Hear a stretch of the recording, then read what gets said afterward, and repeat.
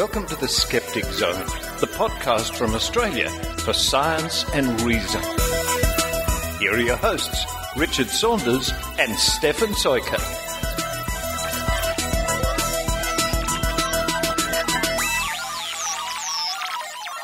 Well, Richard, it's great to be back in the zone again today. Hey, Stefan, I'm glad I've caught up with you because, you know, it's a bit sad. I hear that there's this asteroid coming around and basically we're all toast. I've We're all heard going to about get that. fried. So this is our last little get-together before it's all over.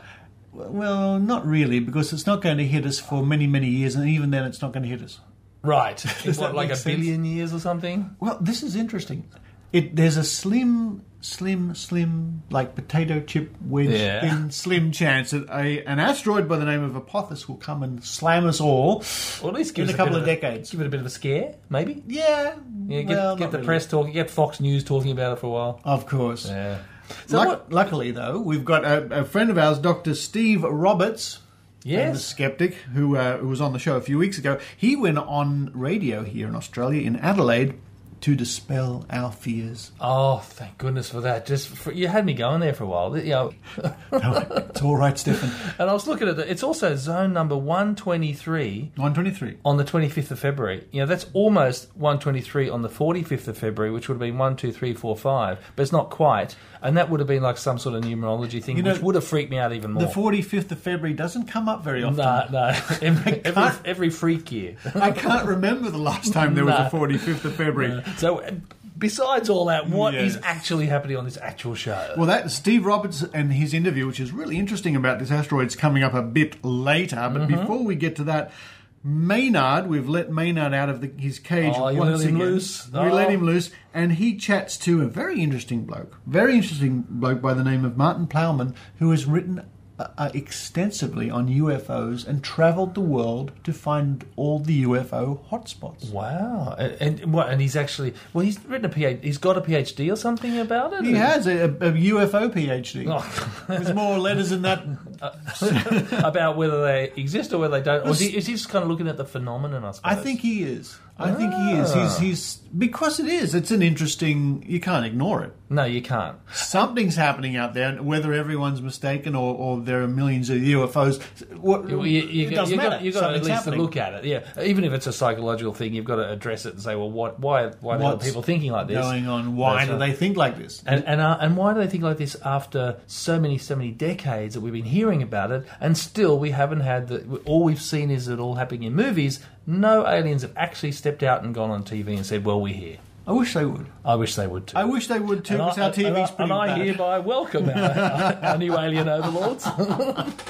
Yes, please come and relieve our we can have some new All politicians. hail. All hail. Yes. In fact, better leaders than we have now. I think yes. that would be good. So what else is going on? Well, you know, Dr. Rachael, just the other day, she went and she was a guest speaker at a very interesting event here in Sydney called the Battle of Big Thinking. Oh, yeah, I've actually got the flyer here. That's pretty impressive. A bit of a think fest. It was a think fest.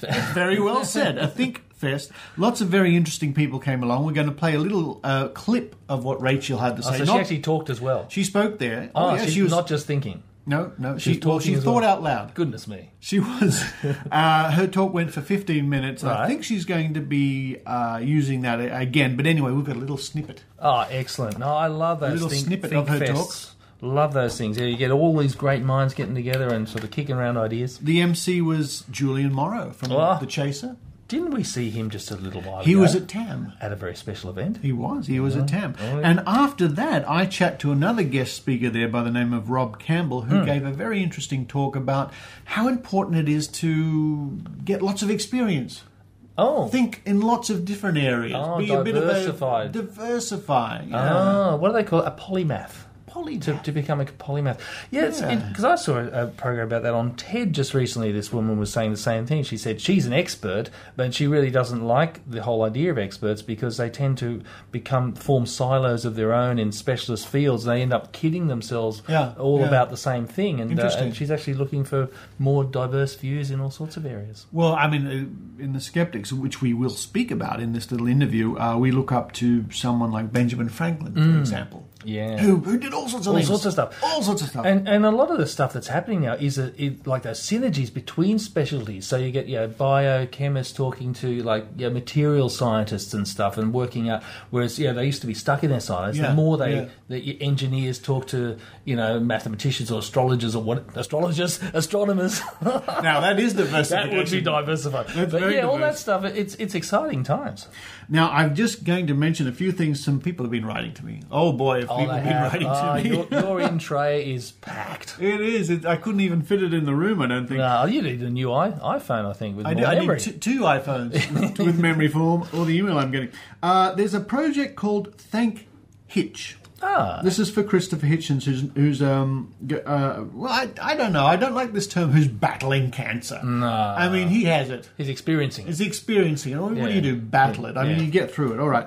He's battling cancer at the moment, or whatever he's doing.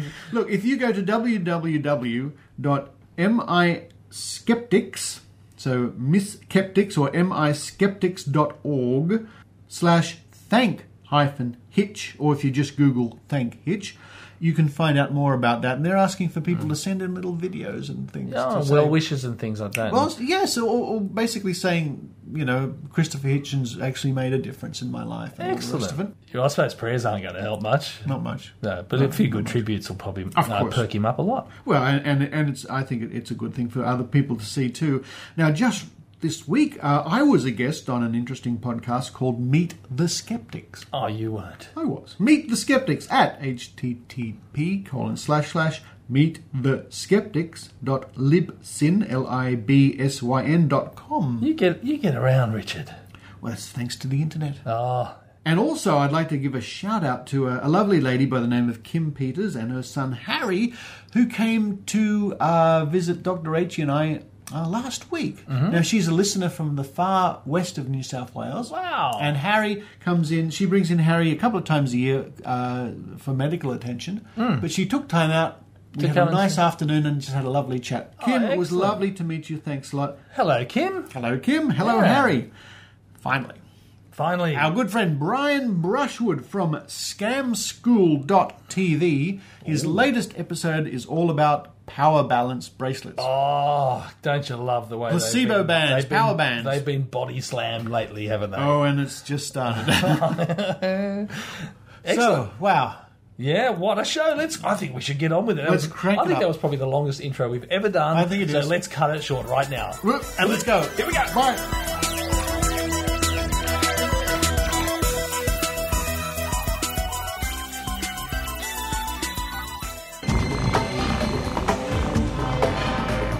Here's Maynard's spooky action at a distance. Level 7, Anna speaking. Hello, Anna. It's Maynard here. I want to speak to that UFO goofball husband, Martin Plowman. Room 6. Priscilla. No, it's Maynard. Oh. But I will be Priscilla if you want to. Hello. Have you got the wrong number, do you think? This is a maternity ward. Martin Plowman in room 6. There's no Martin Plowman. You don't know his partner's name, perhaps?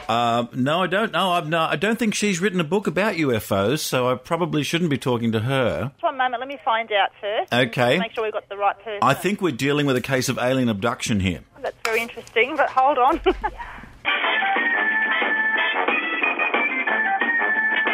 think we have the right person. I shall put you through. Are you sure it isn't a case of alien abduction? We don't want anything going on here. I hope not.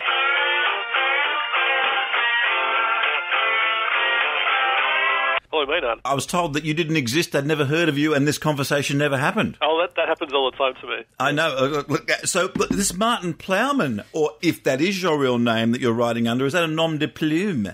Look, I must explain what's happening here. Your wife has just had a baby, is that correct? Yes, that is correct. And you are there doing an interview next to her when she's probably got better things she could be listening to? She's not sure about our baby. He's looking at us, but his eyes are closed, so how's that work? He's asleep. I thought this might have been an alien abduction situation because you said, ring the hospital. I ring the hospital. They've never heard of you or your wife, and they didn't even know who I was. Experienced any missing time, Martin? Already that's starting to happen. It's usually about 3 a.m. when we have to change nappies. That's when you think you've really been abducted. Yeah. What's your child's name? What name have you gone with? His name is Palmerston. So you named him after cheese? No, we named him after an island in the South Pacific. I'm talking to Martin Plowman because he's the author of the UFO Diaries, Travels in the Weird World of High Strangeness of UFO Sightings. Now, I haven't had time to read the whole book, but I have had a good read about you talking about the ancient astronaut theory. Oh, yeah. Where do you sit on the whole thing? Just explain your journey and what you were thinking before you started the whole journey and how you became a believer or non-believer at the end of it. This whole thing started as part of my PhD. I did a PhD in cultural studies down here at Melbourne Uni, and I was writing a history of people's beliefs in UFOs, and part of that research, I felt that I really had to go to the places around the world where people think or claim or utterly believe that UFOs have landed and had some sort of impact. And some of these places are ancient, ceremonial and ruined sites like the pyramids in Mexico, temples in Peru and other places like that. The Nazca Lines is another really famous place. These lines that can only be seen from the sky. Now, that is so cool. I'd like to get on to you about that later, about your theories on that, but continue with your story. And I met lots of people around the world who told me many very full-on, intense stories that I think they believed completely. I don't know. I'm an agnostic. I tried to keep an impartial point of view because I was writing a history of it. I'm fascinated by the stories, and I love hearing about them, about the way that people try to make sense of these encounters they have or of these anomalies in history, if you like. The skeptics always say that the plural of anecdotes is not data, and but then again, I would also say that everybody seems to be experiencing something and there is a commonality between them. What was the commonality you found between these people that had experiences seeing and maybe even meeting weird things? I have to admit, as much as there's some continuity, there's some sort of common threads to the stories, there's also heaps of quite bizarre and utterly singular and unheard of things that, you know, people have described UFOs in all different shapes and forms, ranging from beach balls to donuts with the icing on top, you know, from everybody. It's that encounter with something they can't explain. And that's a very human response to try to come to grips with that, to try to work out what the hell just happened. That's amazing, seeing that look in people's eyes when they tell you their stories, their encounters. Well, so it is obvious that they believe what they've seen. Completely. And so if it is, say, some psychological aberration that's happening the world over, why would that be going on? Some skeptics will say, and maybe they've got a point, I don't know. I try to keep away from making those sort of judgments. But look, one thing I think for sure is that UFOs have only really existed in the sense that we think of them now as being things from outer space since the late 1940s. And that's got a lot to do with the fact that that's when our own technology had gotten up to that place where we could actually start looking outside of our own planet and imagining what we'd do if we went elsewhere. And I think this is a sort of that imagination turned back on ourselves. What would they do if they came here? So obviously you're encountering, particularly in Peru and in South America, you would be encountering a lot of the ancient astronaut theories, yes, which what people refer to as gods were in fact, well, maybe beings that were perhaps more technological developed. The ancient astronaut theory is that things like the pyramids or the Nazca Lines that look like they couldn't have been built by people who didn't have technology like the wheel could only have been done with the help of aliens. That's the theory.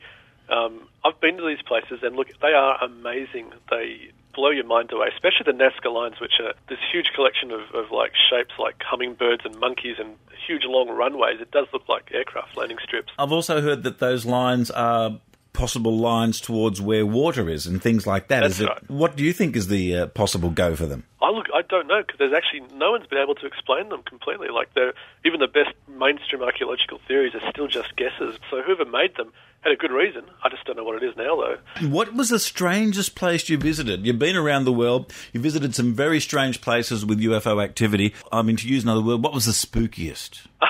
Spooky, yeah. Because that is a scientific word. I mean, you know, you do get spooked in these places. Yeah, and even if you're trying to remain, you know, impartial, it's difficult. You're absolutely right there, Maynard. Even when you're not wanting to believe, you can still get freaked out. Some parts of Mexico's got one of the biggest counts of UFOs at the moment. It's sort of, if you had a UFO Geiger counter and you brought it near Mexico, it would go like that. It's a very interesting country. But in Oaxaca, a city in the south, me and my partner Priscilla, before we were pregnant, we met a couple down there who had their own child and everything, but they claimed, and they totally believed this, that they couldn't get pregnant until one of them was abducted by aliens, which they were very grateful for. And they were otherwise really normal, friendly, nice people, and they just told us this story like it was the sort of things you'd talk about over a dinner table conversation. That was spooky. That was freaky. It's basically part of their lifestyle. Yeah, totally, yeah. For a lot of people, it changes their whole life, and sometimes for the better. You know, some people get really scared and freaked out, and they'll spend years trying to come to terms with what they experience. But for a lot of other people, it's quite a affirming experience, I think. I've noticed the way that UFOs are looked at in South America would be a good example. And do you think maybe here in North America and in Australia and in parts of Europe, we maybe need to get over this UFO block and maybe look into what it is? And if it isn't something flying around the sky, it is something else that needs to be looked at and not dismissed as people going beep, beep, beep, beep. I think that's a great idea. And, I know the man to do it. I met a shaman who's like a magic man, a magician in Mexico, who was right into that sort of stuff. Like he was bringing the UFOs into your life, and you'll get over it. Maybe he could hold classes about this sort of stuff. It would be great. And shaman always have the good stuff as well. They do, yeah. Did you have a chance to do any of the peyote or the equivalent while you were there? No, I had coffee with him. It was nice. Yeah. And it probably would have been the best coffee. The shaman have the best coffee. Yeah. And I'm not talking about the early 90s E-band either, although that was a good song. That's right, yeah. I think we could play that right now. That'd be perfect. Look, in fact, we'll just have a little bit of the shaman in the musical version right now.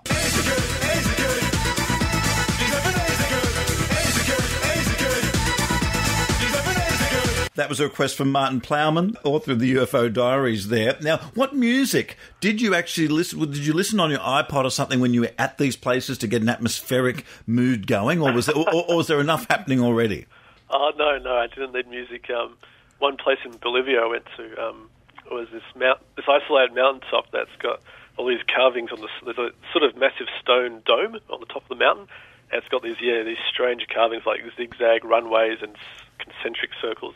And up on the top of that, you had all these clouds rushing overhead and the rainforest all around you. It was so atmospheric. You didn't need anything else. That was something else.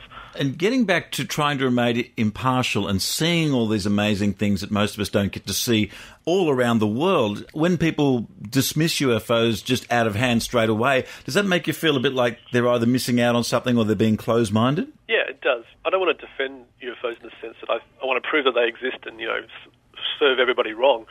But I think, on the other hand, just kind of thinking that the whole idea of UFOs is below the level of interesting study or to be thought about, I reckon that is very closed-minded, because this is at least a subculture that's been around for, 60, 70 years. It's global. It's always changing. Things don't have to be real to have real impact in the world, and I think UFOs are a perfect example of that. You've gone around the world to the UFO hotspots. If any of us had to go to a place that was the easiest one, is there a good one within Australia we could even go to locally, or is there another one you'd recommend that's easy to get to and well worth it? Oh, look, Australia's got a few, but they do tend to be in the outback. I know in about a month in the Territory there's a big UFO festival in Wycliffe Wells, which is a roadhouse caravan park in the desert, I think, that has a lot of UFO sightings. I think the Blue Mountains has had a reputation also for having a lot of UFOs. It shifts, though, Maynard. It's not always what was big in the 70s isn't big now. Well, what about internationally? Is there a place we could guarantee to go for a bit of high strangeness? Because, I like a bit of high strangeness, particularly on a Saturday night. What is the international place you could go to and you could really suck on the strangeness pipe? Roswell in New Mexico, where a UFO was meant to have crashed in 1947. That's strange. Now, isn't that still a bit cliche? I thought they might have moved on there. Yeah, look, it is in a way, but it is a bit cliched, but it's also kind of fun. Another spot would be Wiltshire in the United Kingdom. That's where all the crop circles are seen, and there's a pub in the middle of the country out there called the Barge Inn, and that's the unofficial. Hang on a minute, it's called the Barge Inn. That's right. There's a canal right behind it where the barges pull up, hence the name. Of course. They are the English. That's a spooky place. That's great stuff too. Martin Plowman, you've had the experience with the UFOs. How do you now sit with other paranormal? How do you sit with people that allege they've seen ghosts? How do you sit with people that claim psychic abilities? I mean, are you now much more believer in astrology? Oh, no, I'm not, no. I like tarot cards, though. They're kind of fun, aren't they? Oh, particularly when you get the upside-down death card. Yeah. You don't know what to think. Yeah, all you can say is, there's going to be great change in your life soon. That's very euphemistic, though. Yes, so does that mean you're now more accepting of all general things that are outside? No, I'm still pretty agnostic, in the sense that I think the stories are interesting and I like hearing about them, but I don't think I'm accepting in the sense that, sign me up for a chakra realignment camp in Bhutan or something. Oh, that could be fun, but I'm not right now, though. Is your wife at this, or your new baby, in fact, at this moment, wearing a tinfoil hat? Yeah, they gave him one on birth, actually. He doesn't like it, though. That's a progressive hospital. Scratchy. Martin, you weren't tempted to make the middle name of your child anything to do with your travels, were you? No. Come on, Peyote is a great middle name. Look, Martin, what is the one thought you'd like to leave us with the UFO diaries? Like I said, you've been around the world to all these hotspots of strangeness. What's the message one should take away from your book after reading it and having your mind kind of blown? Prepare to have your mind blown. Things that aren't real doesn't mean that they aren't amazing and they don't need to be listened to. That's what I want people to think about, yeah, if that makes sense. Nothing else you want to add at the end of the interview there? I just want to say on behalf of everybody here at the Royal Melbourne Hospital, hello, and thank you to all those staff as well for transferring the call through. Look, I'm glad, Martin, that you are real, and I'm glad you haven't been abducted and you're not a figment of my imagination. No, we can test that maybe some other time, but let's go with that at the moment.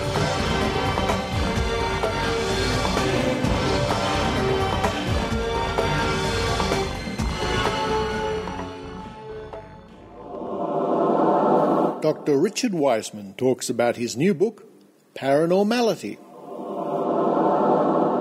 Paranormality is all about what paranormal experiences tell us about your brain, your beliefs, and your everyday behaviour. Why it is that some people see ghosts, how psychics appear to know all about you, and how brainwashing works. And once you understand the psychology behind these amazing phenomena, you can create them yourself.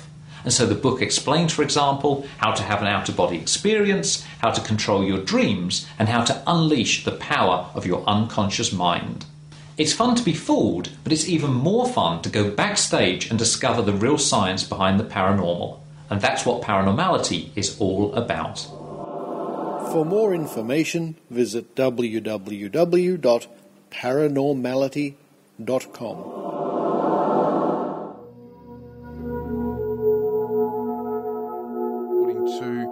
Russian astronomers, the big apocalypse that could happen on April 13, 2036. You often hear these stories. I remember the day that back in, well, I don't personally remember it, but I've researched the day in 1976 when the clairvoyant said that a massive tidal wave was going to wipe out the entire Adelaide coastline, and Don Dunstan stood on the end of the jetty, and it was happening at 11 o'clock in the morning or something, and he went down to Glenelg jetty, and nothing happened. We hear about these stories all the time, and we're still here today to keep hearing more stories coming through, if you know what I mean. So quite often they don't come true. But we've got Dr. Stephen Roberts on the line from the Australian Skeptics to give his side of the story as well.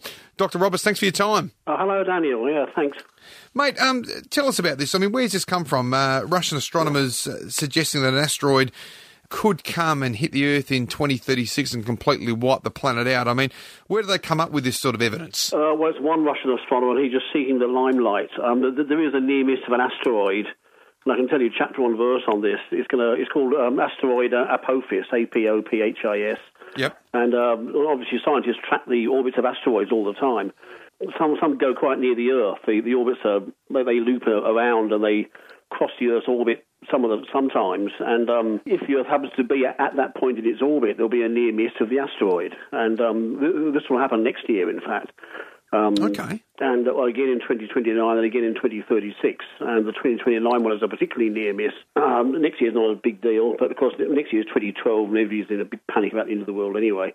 But in 2029, if the asteroid happens to pass through a particular window in space, a particular keyhole in space, then when it comes back in 2036, it will collide with the Earth. Okay. The astronomers already know this, and they're obviously watching out, and when we observe it next year, 2012, we'll get an accurate orbit, and we can predict whether it will go through that keyhole in space or not in 2029, and then we have 17 years to divert it if it will go through, and 17 years is plenty of time, in fact, in the circumstances, so we can be sure that it won't go through that keyhole in 29, and therefore be sure that it won't collide with the Earth in 2036. So what are the risks in 2012? Like absolutely none whatsoever? Zero. Okay. It'll go near the Earth, but lots of things go near the Earth all the time and nobody notices. Most of these asteroids that are near misses are detected on their way out. You know, when you see an asteroid and you compute the orbit, you think, well, last week that would have gone really close, but we didn't know it. You can't, if they come from the sun, you can't see them. It would come from that direction. So if we did nothing with Apophis, then the chances about 1 in a quarter of a million that it'll hit us in 2036 or go near enough to do some damage. But that's if we do nothing. We don't have to do nothing. We can do something. So how big is this, though? I mean, the one in 250 million or whatever it is, if that just happens to happen, I mean, how big is this asteroid? I mean, how much damage could it do? Will it do? Wouldn't it break up and disintegrate before it hits us? It would do an enormous amount of damage if it were to hit, which is why it's important to avoid it. I forget how big, but it could be 5 or 10 kilometres, but you're looking at, major tsunamis and earthquakes all over the place, and the planet heating up, by tens of degrees very suddenly and then cooling down again. It would do a huge amount of damage. But even if it misses and passes very close, there could be minor damage, sort of from tides raised or whatever, but it'll only happen once. These things must have happened in the past and everything survived. Maybe this is the end of the world in 2036. Who knows? Does it link with anything more than just to do with the asteroid? I mean, do these astronomers come up with these, 2036? They've got some sort of significance, just the number, any reason why they picked that day? That's the date there is. I mean, the asteroid's a piece of rock whizzing around in space, and we're a piece of rock whizzing around in space. Yeah. And the orbits are both stable and highly predictable. They're controlled by gravity of the sun and the planets and so on, and they're all very, very easy to calculate, and you can see when the near misses will occur in advance using modern enough computing machinery. That's just the date that it happens to be. Amazing. So you were saying before that we get a number of asteroids flying past the world very, more often than we know. I mean, how often and how close do they go? How often does an asteroid fly past? It depends how you define past. If it comes within the orbit of the moon, say, that would be less than once every 10 years. But if you're sort of 5 times the orbit of the moon, I'm guessing the figures here, that might be every year or so, or every couple of years. Right. When's the next one we're likely to be able to see? They come all the time, as I say, and they're usually detected after the event. And it's more like comets. The comets come at random, and some are big and some are small, and some you can see and some you can't. Depends where they go relative to the sun. But I don't know if we're going to see this one next year. It would be quite interesting if we can. Yeah. But you certainly be able to see it in a telescope. So the local astronomy society, I'm sure, will be putting on public viewings so the public can go along and peer through a telescope at it. Well, I remember 1986, I reckon it was. I was up at Alice Springs on a holiday. I was 12 years old, and I stood there for hours and hours. I got the big telescope binoculars out to look for Halley's Comet, and it came and went in about 3 seconds. Oh, no, it was there all the time. You saw it coming and going in 3 seconds. It was hanging in the sky. Right. I was doing maybe I was looking at the wrong thing. Yeah, I was doing a public viewing of Halley's Comet in the park in Melbourne, and we had like 100,000 people show up, which was 10 telescopes. They descended like a Mongol horde on the telescope. But most of them actually couldn't manage to get a squid at it. It's only a sort of hairy star, but it's good to have seen it. And my daughter, who was 2 at the time, I got her to see it, so that when she's 86, she'll be able to see it again. Right. And my poor grandmother saw it twice. She's carked it now, but she saw it in 1910 and again in 1986. Goodness me. I'm going to pay 112 to see that one twice, so that's probably unlikely. I've got a text through on our text number, 1395 from a listener. What is an asteroid? Asteroid. Between the orbit of Mars and Jupiter, there's a planet missing there, and there's a collection of small rocks orbiting the sun. Each small rock orbits like a planet, and there's thousands and thousands of them. And they're between sort of 1 centimetres or 10 kilometres in size. A couple of them are real whoppers the size of the Earth's moon. And they're basically either the breakage of a planet that was there and broke up, or more likely a planet that just failed to stick together. The rocks are there, and all the other planets stuck together in time. But this one just didn't stick, probably stirred up by the gravity of Jupiter. So there's this belt of asteroids, and of course they swing each other around by gravity at random, and now and then some of them get out of the belt and come flying towards us, or in any other direction. Ray from Nella's also, a lot of people listening have called through to know what would happen if an asteroid this size that we're talking about, the Apophis, or whatever it's, what if it hit the moon? If it hit the moon, it'd be quite spectacular. You'd be able to see it. You'd see a sort of mighty splash of rock from the moon. Right. And then in some days there'd be more dust on the Earth, and for some years afterwards there'd be beautiful red sunsets as the dust sort of came to the Earth by gravity and settled, and the dust will settle back on the moon. You can see craters on the moon where there have been mighty whops of asteroids in the past. Yeah. But they're all timed to like 3 billion years ago, and there's been quiet since then. But there was what astronomers called a late and an early and a late bombardment, which it wouldn't have been good to be around to see. No. many objects colliding with the moon and the Earth. But that was all, 3 billion years ago, not 3 million. Yeah, but if one were to hit the moon, there'd be some dust would fall onto the Earth, and that would interfere severely with the amount of sunlight reaching the surface. We get beautiful red skies, and not much sunlight. It would get a bit darker and a bit colder and a bit uckier, and there'd be climate change at a scale like you can't imagine. Me. And it's the same as if one hit the Earth directly. The same sort of thing would happen on the Earth. There'd be dust on the Earth on a bigger scale. Yeah. And we'd all die of some kind of climate change effect of the Earth heating up from the asteroid burning up itself, or from lack of sunlight over a 10-year scale or whatever. I've just seen too, I just had a look at a report on this, and NASA estimates that the energy from this particular asteroid, if it did actually hit the Earth, would be like several nuclear bombs, hundreds of nuclear bombs together at once. So keep going. Hundreds is nothing. There will be like millions. Atom bombs are totally pathetic compared to volcanic eruptions and the like. That's just stuff off the Earth, and the things landing. You work the maths out, and you get a very big bang. I'm talking to Dr. Stephen Roberts from the Australian Skeptics in regards to maybe the threat of a asteroid hitting the Earth in the next 25 years. You mentioned climate change a little bit, Dr. Roberts, in regards to this. Your general thought about climate change? You're sceptical towards it, or you? Yeah, the Australian skeptics are not climate change skeptics. There's people going around who are poo-pooing the idea that climate change is happening, or maybe it's a conspiracy, or it's the big oil companies behind it, or scientists fibbing, or whatever. And the people who poo-poo that are called climate change skeptics, but they're really cynics. Now, the skeptics have open minds, and we just go with the evidence. And the evidence is that there is some warming and some climate change occurring, and the evidence shows that is partly anthropogenic. Now, for me, it actually stops there. I mean, whether it matters or not, I'm not sure if it matters or not, or over what timescale the effects will occur. It's a very small effect over a very long time. And people should get that sort of thing into context. It's not like we're going to have a sort of 5 degrees centigrade rise in 1 year, or a tsunami or something. It's going to be gradual. It'll get a bit hotter. By the time it gets 1 degree hotter, we all have shuffled off the mortal coil. So do you attribute, like, Cyclone Yazi, the floods, the humidity that we're experiencing all over the place at the moment? I mean, is that something that you'd attribute to climate change? That would be jumping to a conclusion. The cyclone was severe, the floods were severe. Those things have happened before. Not within living memory, but within recorded memory, there have been worse floods and worse cyclones. Yeah. Not worse damage caused, because we've built cities and things in the way of these things now, but the floods have been worse in the past, so you can't say this is a harbinger of doom. It's just a thing that happens at random, and maybe it will happen more often because of climate change. We don't even know that yet. The effect is very much on the edge of what we can measure.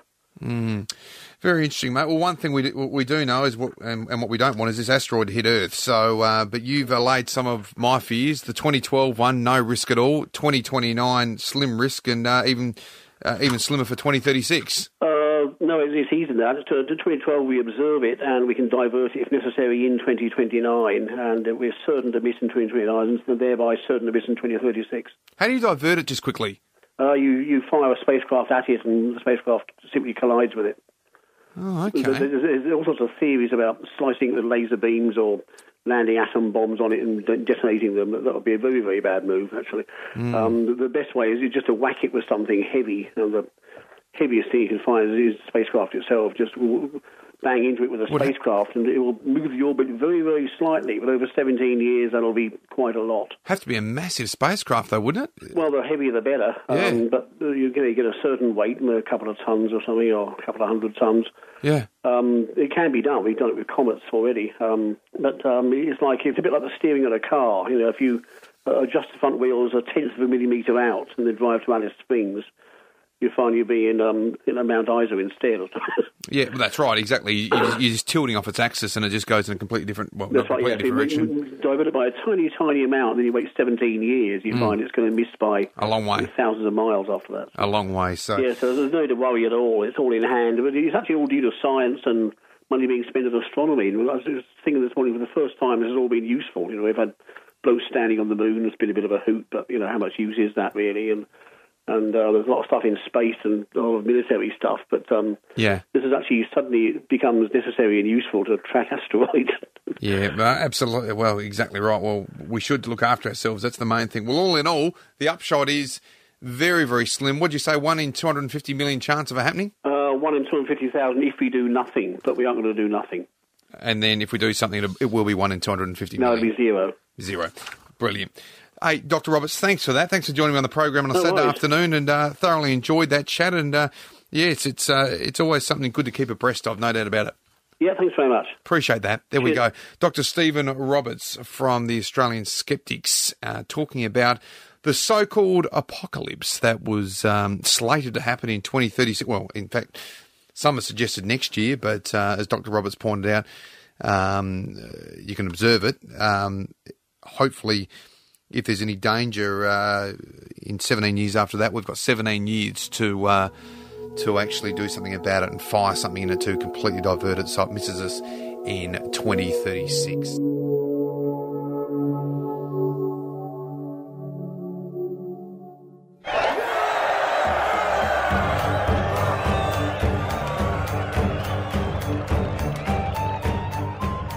Jeg er Marit. Og jeg er Kristin. Og vi vil tipse deg som norsk lytter av Skeptic Zone om skeptikermiljøet i Norge. Det finnes norske blogger og pubtreff og podcast, og foreningen Skepsis driver med slikt som disse du hører på nå.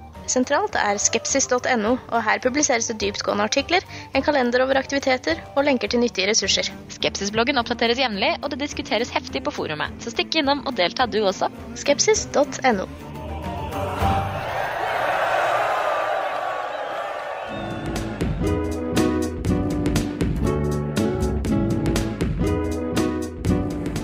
Circus, the festival of commercial creativity. We're here in Sydney, Australia. I'm here with Dr. Rachael Dunlop, who is just enjoying her coffee before her big day, where you're giving a talk today at this meeting, Rachael. I am, Richard. I'm giving a talk as part of the Battle of Big Thinking, which is 15 great speakers in 5 categories. I'm not quite sure why I'm included in that. But it's basically their categories include things like best, biggest thinkers in advertising and marketing, in government, social, in media, in business, and in storytelling. And what is your topic today, Dr. Rachael? Well, I'm going to be talking about accessing accurate health information on the internet. So I'm using an example of anti-vaccination information, and I've done some digging up of some statistics to present how much information is accurate versus how much is not. And I'm just going to present some ideas about how you can counteract that information when you find it on the internet, the ways that you can shift the balance between the bad stuff and the good stuff, basically. Now, I think I was saying that it's going to be something like 500 people here. I mean, we've just looked in the auditorium. It's pretty big. It is pretty big. Actually, it's a really impressive venue. We're at the Carriage Works in Sydney. I think this is where they film So You Think You Can Dance. So it's these old, big halls that I guess used to have trams in them and trains. It's a train working station, I think. Yeah, so they were either building them or repairing them. So it's got high ceilings and it's all very industrial, and they've left a lot of like the heavy lifting equipment here and stuff in the roof. It's a really beautiful place. And you were invited because of many things, I imagine, but I guess because you're winning the Shorty Award last year for health. Well, no, because I'm awesome. Of course. Oh, sorry. No. No, they found out about me because of the Shorty Award and asked me to speak. So I have to admit I was a little bit confused initially as to why I'm here. Because, in fact, most of the people that are here today are from a media background, advertising, marketing, branding, that sort of area. In fact, which is a bit strange because I used to work in advertising and marketing over a decade ago. So to come here today, it's really weird because there's a lot of people here that were my colleagues back in the day and probably would still be if I was still working in that area. So even tonight, tomorrow night, there's an awards ceremony for the awards, which is the Australian Writers and Art Directors Club. And I did that course, and I used to work for that company. So it's all very, very strange that it's come back to this now. Listeners may be a bit confused about the sound effects. We're in a huge room here, which is a cafe. And that thumping and pounding, you can hear people preparing coffee and all sorts of things. And we're waiting for our poached eggs. And you're waiting for your Vegemite. I am. And actually, I think I'm going to have to go and do a check on my talk before my Vegemite comes, Richard, because it's taking a little while. So. Okay.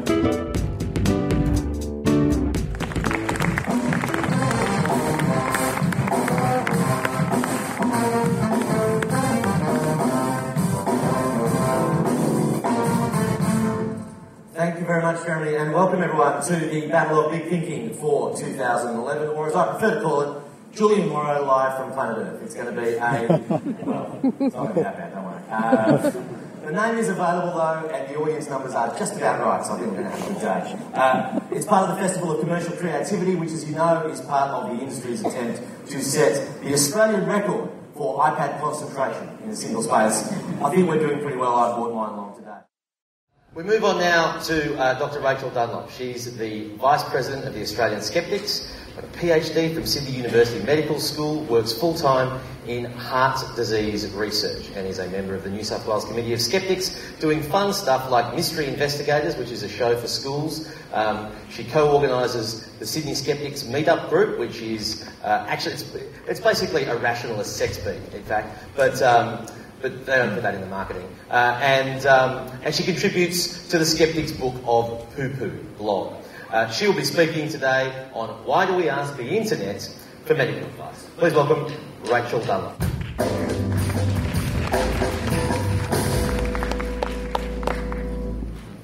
Thanks, Julian. So I work in full-time in heart disease research, but in my spare time, I have an interest in alternative medicine. And some of those things are sort of the garden variety things that probably many of us here have tried, like supplements and vitamins. Some of the more unusual ones, like, for example, psychic surgery or ear candles. And ear candles, if you don't know what they are like they sound.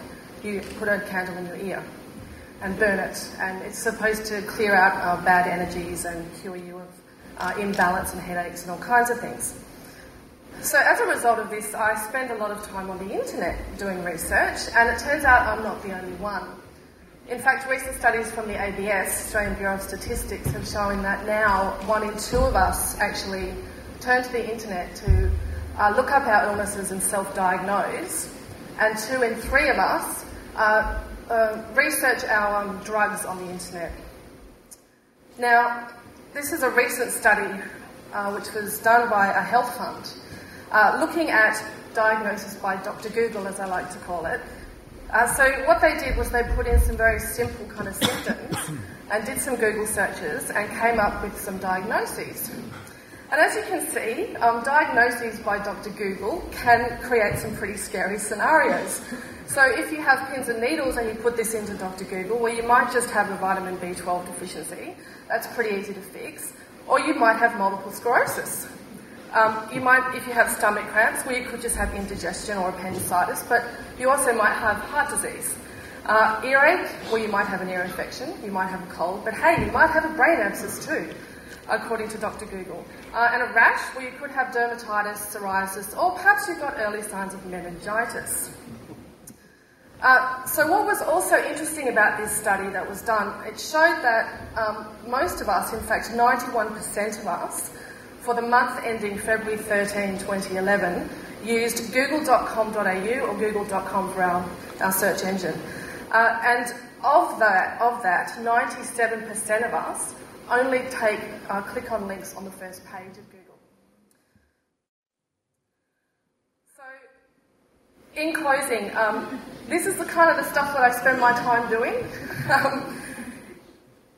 I wouldn't suggest that you use Dr Google to find medical advice. Just talk to your doctor. Unless you want to end up as a hypochondriac rocking back and forth in a corner thinking you've got every disease known to man.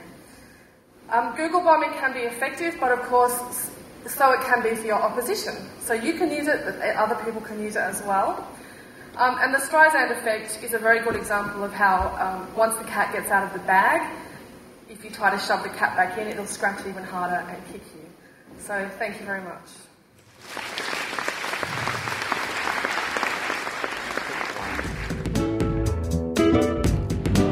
And it's all over now here at the circus, the Festival of Commercial Creativity. But one of the speakers, apart from Dr. Rachael, of course, one of the speakers certainly caught my attention, and that's a man named Rob Campbell, who spoke about specialization leads to limitation. And I'm delighted to say that Rob is with me right now. It's a very interesting concept.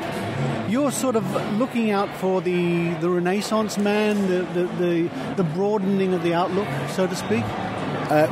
People who've lived a life rather than a lifestyle, I think, is what I'm saying. My industry requires people who have breadth as well as depth. But like most industries, there's been, in the last few years, too much focus in my mind on depth, not breadth. Right. And I'm a big believer that those generalists, which is a horrible title, I prefer like magpies or something, but generalists, because of they're not encumbered by a particular way of thinking or process, and their experiences are broader, have a more liberating way of tackling issues. And then specialists, and as I said, we desperately need specialists. You know, I don't want to be operated by a generalist, but specialists then perfect that world. Yeah, the point you were making is we need them both. Yeah. If you go in for surgery, you don't want a GP to look after you. You need a specialist. I want someone who knows what a scalpel is. Yeah, definitely. And I really like the fact that during your talk you related the story of Benjamin Franklin. Now, we in the skeptical movement certainly look up to Benjamin Franklin as a great role model because of his diversity of what he did. And I didn't fully appreciate until I saw your slide of all the things he was. Look, to be honest, in typical fashion and being English, I only knew a very superficial element of Benjamin Franklin. And when I looked at more deeply, I could have filled pages of what he had actually achieved and done and continued to do until his death. But without doubt, he felt that contributed to his ability, his diversity, contributed to his ability to either have greater understanding or more efficient and valuable ways to tackle issues. I think I can relate to that personally because I find as I go through life, so many interests come by, and I don't want to ignore them or pay them short shrift or anything like that. I try to involve myself as many varying different things as I possibly can. But maybe we're not all like that. Maybe there are people, yeah. And I think the issue is, I think everyone likes the idea of being like that. But that doesn't mean everyone is like that. And there's that fine line between people who aspire to be multiple dimensions, or what am I trying? But having lots of aspects of their life, and those who simply aren't. And there's nothing wrong with either. No. But it's also, I believe, that you need to have someone that can actually embrace the people who literally have the skills. And when I say have multiple dimensions, that doesn't mean they're brilliant at lots of things like Benjamin Franklin was. He was a freak, actually, in that respect. Or Leonardo, you could say. But it's people who have the appreciation to understand the thinking process and the value of those things, so that when situations come, they might not do it themselves, but they can put the pieces together. Hence, I said they're also conductors. And what did you mean by that exactly? Well, they can lead other people. Yeah, they can see what needs to be done and can pull that together. Because I think the word collaboration is a joke in many industries. Because I personally believe collaboration only can occur when people actually have an appreciation of the other person's views and approaches. Without that, it's not collaboration, it's passive communication. Right. Just being in the same room with somebody and listening to what they have to say. I thought your talk was a standout. Congratulations. Thank you very much. Now, if people want to find out more about your company, for example, where can they go? Well, Wine and Kennedy have got a number of websites, for example.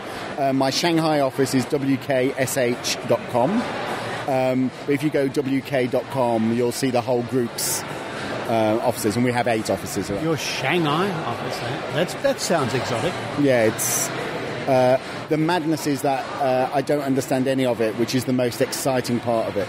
I have to things that are common sense to the local culture have no common sense to me, and I have to understand why. And that challenge is what excites me. Fascinating. Speaking as someone who has lived in a foreign culture, albeit a similar one, I lived in Germany for a while. To immerse yourself in a different culture and language without having a clue how it works initially, it's quite exhilarating in a way. Yeah, I mean, I've done it for the last few years, dragging my wife here, there, and everywhere. And I absolutely I get off on that, and I get off on trying to set up weird experiments, really, to try and get a better understanding. I love it.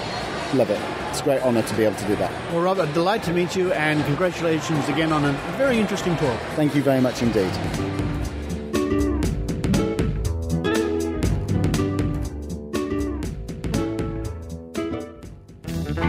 Cool. What is that? Oh, it's the schedule of speakers for Nexus. Nexus? Yeah, it's the Northeast Conference for Science and Skepticism. Oh, are you going? Yeah. Nice. Tell me, what is Nexus? What's Nexus? Oh, well, it's an educational conference held annually in New York City.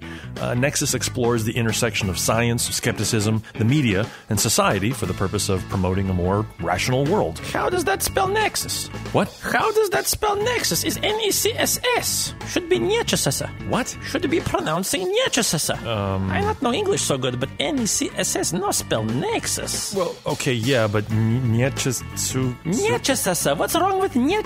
I have brother-in-law, his name is Nexus. You do? No, but I could.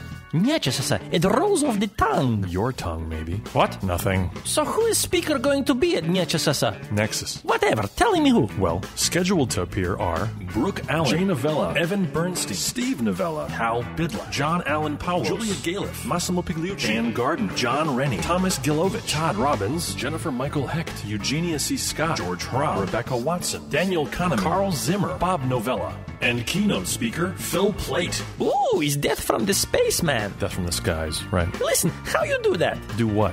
Make your voice all bouncy like that. Well, I am a podcaster. Ooh, it's very nice. Tell me, what is podcasting? Nexus. Shh. The Northeast Conference for Science and Skepticism, April 9th and 10th in New York City. Go to nexuscon.org or check out our Facebook page and Twitter feed.